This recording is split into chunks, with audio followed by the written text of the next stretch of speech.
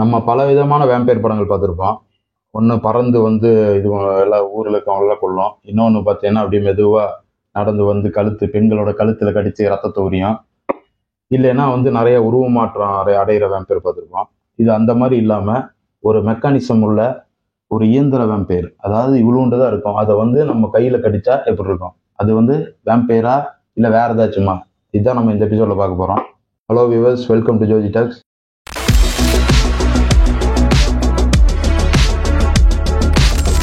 இன்னைக்கு நம்ம பார்க்க போற படம் குரோனஸ்.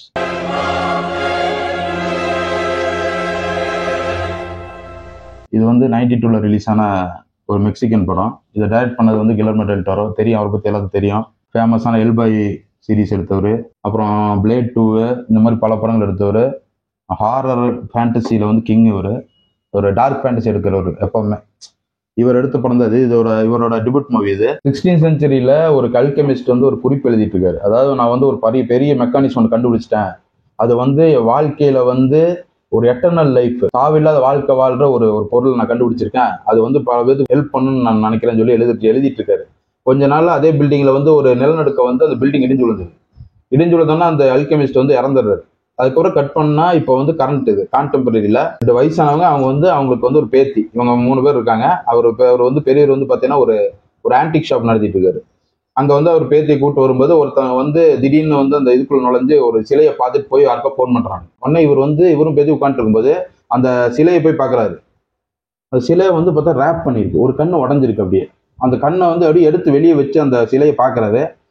சொன்னா பார்த்தா அது கண்ணுக்குள்ள வந்து அப்படியே கருப்பாம்பூச்சில அப்படியே வெளியே வந்து இவர் நல்லா தொடச்சு கொஞ்சம் அப்படியே நல்லா இதா வைக்கிறாரு. அப்போ இந்த சிலையை தேடி ஒருத்தன் வந்து பெரிய குரூப்ல இருந்து ஒருத்தன் வந்துட்டு அந்த சிலையை வந்து வேணும்னு சொல்லி நிறைய காசு கொடுத்து வாங்கிட்டு போயிடுறான். வாங்கிட்டு போனதுக்கு அப்புறம் அந்த கேப்ல பாத்தீங்கன்னா இந்த சிலையை வந்து இவர் வந்து உள்ள போய் செக்லாம் பண்ணும்போது உள்ள ஒரு சின்ன பொருள் ஒன்று கிடைக்குது. அதாவது ஒரு ஆமை மாதிரி ஒரு பொருள். அது வந்து பாத்தீங்கன்னா அது என்னன்னு பார்த்துட்டு இருக்காரு. பார்க்கும்போது எடுத்து இப்படி கையில அப்படியே வைக்கிறாரு. வச்சோன்னா அது உள்ள இருக்கிற மெக்கானிக்ஸ் அப்படியே வாட்சுக்குள்ள அந்த இது சுத்துற மாதிரி வேரி சுத்த மாதிரி சுத்தி அப்படியே உள்ள இருந்து 4 ஸ்டிங் வந்து அப்படியே கையை பிடிச்சி அப்படியே கொத்துது. அப்படியே தேளு மாதிரி ஒரு உள்ள இருந்து ஒரு ஸ்டிங் வந்து கொத்தி அப்படியே ரத்தத்தை இருக்குது. இவருக்கு கத்தி அப்படி எடுத்துறாரு. கையெல்லாம் அப்படியே ஓட்டையாயிருது. எடுத்து அப்படியே மறைச்சு வச்சிடறாரு. இவன் அந்த சிலையிலேருந்து எடுத்தது வந்து அவனுக்கு தெரியாது. அந்த சிலையை எடுத்து போயிடுறானு. இவன் அந்த சிலையை தூக்கிட்டு போன யாருன்னா அங்க ஒருத்தர் அவனோட பாஸ். அவர் வந்து என்னன்னா அந்த அல்கெமிஸ்ட் எழுதி வச்ச குறிப்பை வந்து கரெக்டா ஒரு மேனுஸ்கிரிப்ட் மாதிரி வச்சு, இந்த சிலை தான் என்னோட எட்டர்னல் லைஃப், நான் வந்து சாகவே கூடாத ஒரு வாழ்க்கை எனக்கு தரப்போகுது, ஏன்னா நான் வந்து செத்துட்டு இருக்கேன், பல பார்ட்ஸ் அழிஞ்சிருச்சு, அதனால இந்த பொருள் இருந்தால் தான் நான் வாழ்க்கை போல சாகாம இருக்க முடியும்னு சொல்லி அந்த சொன்னங்காட்டி அவன் வந்து வாங்கிட்டு போறான். அதுக்கப்புறம் வந்து அந்த வாங்கிட்டு போனதுக்கப்புறம் இவர் வந்து அந்த சின்ன பொருளை வந்து இவர் வீட்டுக்கு எடுத்து போயிடுறாரு. அடுத்த நாள் இவர் வந்து அப்படியே ஃப்ரெஷ்ஷாக வர்றாரு. அப்படியே புது மனுஷனா வர்றாரு. அப்படியே மீசெல்லாம் வந்து இது பண்ணி எடுத்துட்டு மலிச்சுட்டு அப்படியே ஃப்ரெஷ்ஷாக வர. வைஃப்லாம் பார்க்குறேன், என்ன இவ்வளோ இதாக இருக்கீங்க, ஃப்ரெஷ்ஷாக இருக்கீங்க அப்படின்னு. எப்படி ஸ்பைடர்மேன் கடிச்சதுக்கப்புறம் அவன் மாறுவான் அந்த மாதிரி இவர் நல்லா யூத்ஃபுல்லாக இருக்காரு. அப்படி ஜாலியாக வராரு. கார்ல வந்து பார்த்து அந்த ஆன்டிக் ஷாப் திறக்கலான்னு போகும்போது எல்லாம் உள்ள எல்லாம் பூட்டில் உடச்சி எல்லாத்தையும் அடிச்சு சதறிக்கானு. ஏன்னா அந்த பொருள் கிடைக்காதுன்னு நினைக்கிறேன். இவர் நேரம் அங்கே போறாரு. போயிட்டு திருப்பியும் பார்க்கும்போது அவன் இந்த மாதிரி சொல்றான், அது வந்து இந்த மாதிரி ஒரு பொருள் அப்படின்னு சொல்றான். சொன்னதுக்கு அப்புறம் இவர் வந்து திருப்பி வீட்டுக்கு வர்றாரு. அதுக்கப்புறம் இவர் அந்த பொருளை வந்து அவனுக்கு சொன்னதுக்கு அப்புறம் கொடுத்தாரா. அதுக்கப்புறம் அந்த வில்லனுங்க வந்து என்ன பண்ணானுங்க, இவருக்கு என்ன நடந்துச்சு இவர் வாழ்க்கையில, இதுதான் மீதி கதை.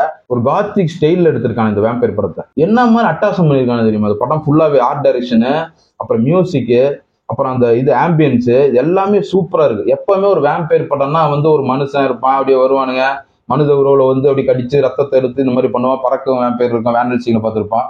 ஆனா இதுல வந்து ஒரு மெக்கானிசம் அது இவ்வளோண்டு தான் இருக்கும். அதை வந்து அந்த மிஷின் மாதிரி ஒன்று வச்சா அப்படியே வந்து அப்படியே உள்ள இருந்து ஒரு 6 வேலை வந்து பிடிச்சு உள்ள ஒரு ஸ்டிங் மாதிரி வந்து பொத்தம். அப்படியே அது வந்து அந்த மெக்கானிசம் அது வந்து ஒரிஜினலா வந்து அவங்க செட்ல பண்ணது தான். அதை பண்ணி வைக்கும்போது அந்த இதை பண்ணி வைக்கும்போது நிறைய திருடிட்டு போயிட்டாங்களாம். அதை வந்து தயாரிச்சுட்டே இருந்தான் நம்ம ஆர்ட் டைரக்டர், அதை வந்து செஞ்சுட்டே இருந்தாராமா. அவருக்கே அந்த ஒரிஜினல் கிடைக்கலையாமா, எல்லாம் திருடிட்டு போய் ரிட்டனே வரலையாமா. அந்த மாதிரி ஒரு பண்ணி வச்சிருப்பாங்க. இதுல பார்த்தீங்கன்னா ரான் பெர்ல்மன் இருப்பார், நம்ம எல்பாய் நடிச்சவர். அவர் இதுலயும் இருக்காரு. ஒரு ஆரம்ப கால 92ல வந்த படம். அதுல வந்து இது எல்லாமே வந்து மொத்தமாவே ஒரு $2 மில்லியன் எடுத்து போடுது. அப்பவே $2 மில்லியன். அதுலயும் காசு இல்லை இவங்களுக்கு. அப்போ மெக்சிகோல வந்து ஹையஸ்ட் பட்ஜெட்னு சொல்றாங்க இதை. அதுக்கப்புறம் வந்து அமெரிக்காவோட கண்பட்டு அங்க வந்து பயங்கர ஃபேமஸ் ஆச்சு. அதுக்கப்புறம் இதுல அந்த வேம்பயர் வந்து அந்த ரத்தத்தை உரியும் போது உள்ள அதோட இதெல்லாம் காமிப்பாங்க, உள்ள சுத்துறது அப்படியே இவ்வளோண்டு தான் மிஷின், அதுக்குள்ள அந்த வீல் சுத்தெல்லாம் காமிப்பாங்க அப்படியே. அது அவங்களுடைய அந்த ரவுண்டா அப்படி மிஷின் சவுண்ட் எல்லாம் கேட்கும் அப்படியே. அது வந்து எப்படின்னா உங்களுக்கு ஒரு ஃபேண்டசி மூவின்னா நீங்க வந்து தெரியும், உங்களுக்கு நிறைய படிச்சிருப்பீங்க. இது வந்து ஒரு டார்க் ஃபேண்டசி டைப். ஒரு ரத்தம் உரியிற வேம்பயர் வந்து எப்படி கையிலேயே ஒருத்தர் வச்சுட்டு இருக்க முடியுமா? அது எப்படி இருக்கும்? அது அந்த மாதிரி ஒரு படம் இது. இதுல எப்பவுமே வந்து டிராக்குலாவுக்கு வந்து ஹெல்ப் பண்றதுக்கு வந்து ரென்ஃபீல்டுன்னு ஒருத்தர் இருப்பான். அவன் தான் வந்து எல்லாம் ஆளுல பிடிச்சிட்டு வந்து அவருக்கு டிராக்குலாவோட தாகத்தை தீர்ப்பான், அதாவது பசி இது பண்றது. ஆனா இதுல வந்து பாத்தீங்கன்னா ரென்ஃபீல்டே ஒருத்தன் தான், வேம்பயர் ஒருத்தன் தான். அவன் தான் அவனோட ரத்தத்தை கொடுக்கான், அதை கொடுக்குறான். அதாவது அவன் டிராக்குலா கையிலேயே வச்சு சுத்திட்டு இருக்கான். அது என்ன ஒரு அற்புதமான ஒரு கான்செப்ட். இது வந்து யாருமே எடுக்க முடியும், இது வரைக்கும் நான் பார்த்தல இந்த மாதிரி ஒரு வேம்பயர் படம். ஏன்னா இது ஒரு மனித உருவமே இல்லாம ஒரு இயந்திரத்துல வச்சு பண்ணியிருக்காங்க இந்த படம். மியூசிக் அதே மாதிரி அட்டகாசமா இருக்கு மியூசிக். அப்புறம் செட்டிங்கு, அந்த வேரக்ரூஸ் மெக்சிகோ அந்த ஏரியாலாம் அப்படியே கிளாசிக்கலாவே எடுத்திருக்காங்க. அதாவது இது வந்து ஒரு கான்டெம்ட் 90s எடுத்தாலும் அது ஒரு கிளாசிக்காவே இருக்கு. அந்த கலர் டோன் எல்லாமே பாத்தீங்கன்னா, அந்த அல்கெமிஸ்ட் வந்து அவர் ஃபர்ஸ்ட் எழுதுறது, அதுக்கப்புறம் கடைசியில வந்து இவர் வந்து இறந்ததுக்கு அப்புறம்லாம் வந்து வருவார். அது மேக்கப் எல்லாம் சூப்பரா இருக்கும். அதாவது ரொம்ப ஓவர் இது இல்லாம அப்படியே கரெக்டா இருக்கும். அப்படியே அவர் வந்து எந்திரிச்சு வருவார். அப்ப வந்து அவர் பேத்திய முதல்ல பார்த்துட்டு இருந்தாரு. பேத்தி வந்து இவரை பார்க்கும், அப்படியே அழகா வந்து அது பெட்டிக்குள்ள தலகாணி எல்லாம் போட்டு பக்கத்துல டெடி பேர்லாம் வச்சிருக்கோம் அவர் தூங்குறது. அதாவது அதெல்லாம் வந்து செம சீன். அது அந்த மிஷினை வந்து இவங்க வந்து அதை வச்சோன்னே இவனுக்கு வந்து அப்படியே ஒரு ரத்தத்தை பார்த்தா அப்படியே தாகம் எடுக்குது. அப்படியே அப்படியே கடைசி அவன் பேத்திக்கு பார்த்தாலே அவனுக்கு வந்து ஒரு மாதிரி டெம்ட் ஆகும். அப்படியே அப்படியே அந்த அளவுக்கு அவனுக்குள்ள வந்து அது இது இழுக்குது. அந்த ஹார்ட் வர ரேட்டை வந்து ஜாஸ்தி பண்ணுது, நல்லா வந்து துடிக்குது. அவனுக்கு வந்து கரெக்டா இருக்கு. அது வந்து அப்படியே ஒரு மாதிரி ஆயிடுறானுங்க. அதாவது இது ஒரு எரோட்டிக் தனமா இருக்கு அந்த சீன்லாம். அவன் வந்து அந்த கீழே அந்த தரையில இருக்கிற பிளட் எல்லாம் போய் அப்படியே நக்குவான். அப்படி அது வந்து பயங்கரமா இருக்கும். இவரோட இந்த ட்ரையாலஜி, ஃபர்ஸ்ட் மெக்சிகன் ட்ரையாலஜி இதுல ஸ்டார்ட் பண்ணி குரோனோஸ், அதுக்கப்புறம் வந்து டெவில்ஸ் பேக் போனு, ஒரு ஃபேன்ஸ் லாபிரிந்த், இது மூணுமே வந்து உங்களுக்கு வந்து ஒரு மாதிரி ஒரு ஃபேண்டசி, டார்க் ஃபேண்டசி ஆர்டர் மாதிரி தான் இருக்கும்.